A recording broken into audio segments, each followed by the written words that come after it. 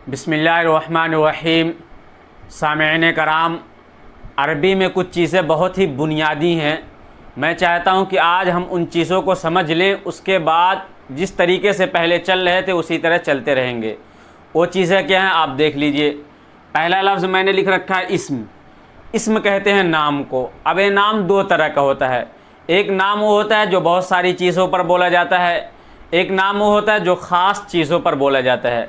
इसको आप मिसाल से समझिए। मिसाल के तौर पर मैं कहूँ शहर, तो ये शहर ऐसा नाम है जो बहुत सारी चीज़ों पर बोला जाता है। इसमें दिल्ली भी आ सकता है, लखनऊ भी आ सकता है, कोलकाता भी आ सकता है और गोरखपुर भी आ सकता है। लेकिन मैं कहूँ गोरखपुर, तो ये गोरखपुर ऐसा नाम है जिससे कोलकाता, मुंबई, दिल्ली ये सब शहर निकल गए। तो ऐसा नाम जो बहुत सारी चीज़ों पर बोला जाए उसको अरबी में बोलते हैं नकीरा, इंग्लिश में बोलते हैं कॉमन नाउन।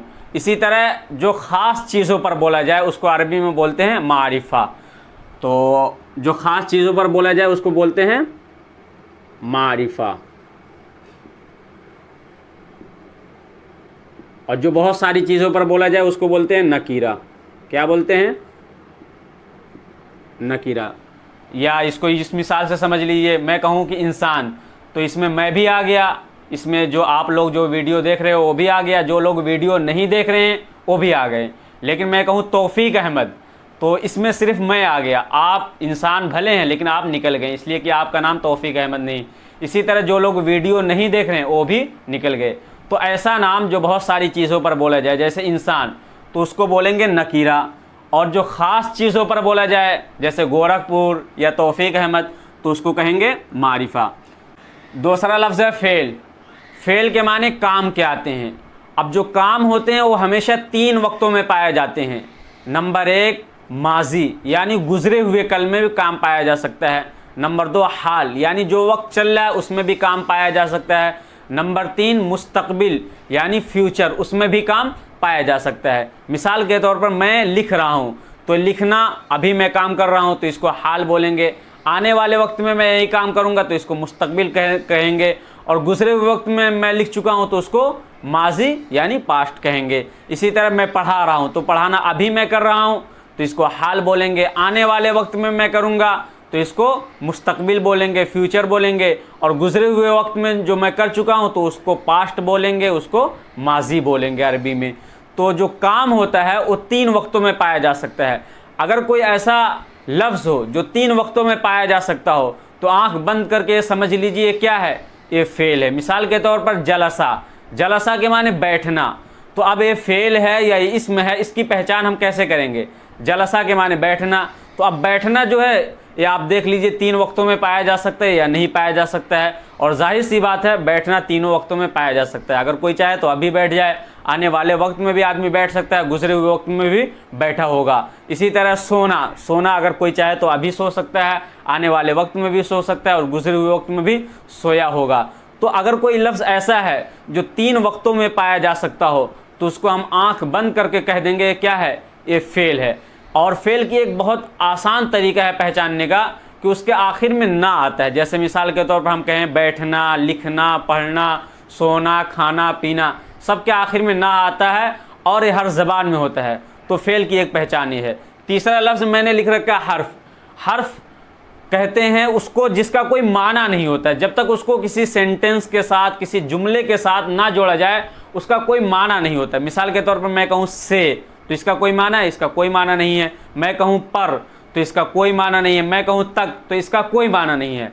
हाँ, जब इसको जुमले के साथ जोड़ेंगे तब इसके माना पैदा होंगे। मिसाल के तौर पर मैं कहूँ मैं सिटी से पाटानाला गया, तो से जो बीच में मैंने जोड़ दिया तो इससे माना पैदा हुआ कि मेरे जाने का जो काम है वो सिटी से पाटानाला हुआ। अगर इसी से को हटा दे तो होगा मैं सिटी पाटानाला, तो इसका मतलब समझ में नहीं आ रहा, इसका माना समझ में नहीं आ रहा। जब बीच में मैंने एक जुमला जो लफ्ज़ जोड़ दिया से, तो इससे एक माना पैदा हुआ कि मेरे जाने का काम सिटी से पाटानाला हुआ। तो इससे जो लफ्ज़ है जब किसी सेंटेंस के बीच में आएगा या शुरू में आएगा या आखिर में आएगा तब इसके कोई माना पैदा होंगे, वरना इसका कोई माना, कोई मतलब समझ में नहीं आता है। जैसे मैं से कहता रहूँ, पे करता रहूँ, तो इसका कोई माना नहीं है। तो हर्फ की पहचान यह है कि उसका कोई माना नहीं होता जब तक उसको सेंटेंस और जुमले के साथ ना जोड़ा जाए। और हर्फ की एक बहुत आसान तरीका है पहचानने का कि हर्फ जो होता है वो हमेशा दो लफ्ज़ का होता है। जैसे अरबी में है मिन, मिन के माने से, तो इसमें देखिए एक लफ्ज़ है मिन, एक है नून, तो ये दो हर्फ का है। अला, अला के माने पर, इसी तरह फ़ी के माने में, और इला के माने तक, तरफ। तो मिन के माने से, तो इसमें देखिए आप दो लफ्ज़ हैं। अब इसको उर्दू में हम लिख दे रहे हैं तो उर्दू में भी दो लफ्ज़ आ रहा है, सीन या अला के माने पर लिख दिया तो पारा, दो लफ्ज़ आ रहा है। फ़ी के माने में, इला के माने तक, तो तक में भी दो लफ्ज़ ता और काफ, और इला के माने तक। तो ये चार अल्फाज के आप माना याद कर लीजिए। मिन के माने से, अला के माने पर, फ़ी के माने में, इला के माने तक। जैसे इंग्लिश में होता है ना कि टू, इन, तो ऐसे ही अरबी में मिन, अला, फ़ी, इला होता है। ये जुमला और सेंटेंस जोड़ने के लिए होता है। तो आप सिर्फ ये तीन लफ्ज़ को याद रखिए। इस्म नाम को कहते हैं, नाम दो तरह का होता है, और दो तरह क्या होता है, एक है बहुत सारी चीज़ों पर बोला जाए नकीरा, एक है ख़ास चीज़ों पर बोला जाए मारिफा। तो ये चाहे मारिफा नकीरा आप याद करें या ना याद करें आपकी मर्ज़ी, बस इतना याद कर लीजिए। जो नाम होता है उसको इस्म बोलते हैं। फ़ेल, अब फ़ेल भी तीन तरह का होता है। एक होता है जो गुजरा हुआ, फ़ेल के माने काम, तो काम है जो गुजरे हुए वक्त में किया गया हो उसको बोलते हैं माजी, और इंग्लिश में बोलते हैं पास्ट। जो अभी कर रहे हो तो उसको हम लोग बोलते हैं हाल, इंग्लिश में बोलते हैं प्रेजेंट।